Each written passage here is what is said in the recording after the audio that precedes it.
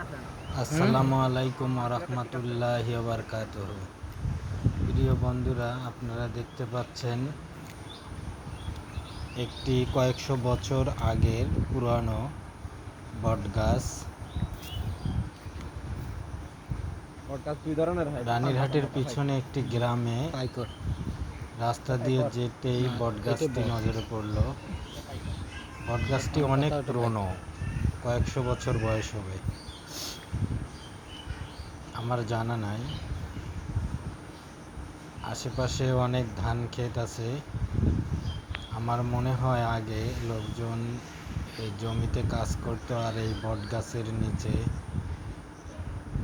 Oxygen নিত, rest নিত, বট গাছের ছায়ায় রেস্ট নিত। এই ভিউটি আমার ভালো লাগলো, নিশ্চয় আপনাদেরও ভালো লাগবে। এরকম নতুন নতুন ভিডিও পেতে ফলো দিয়ে পাশে থাকবেন ইনশাল্লাহ।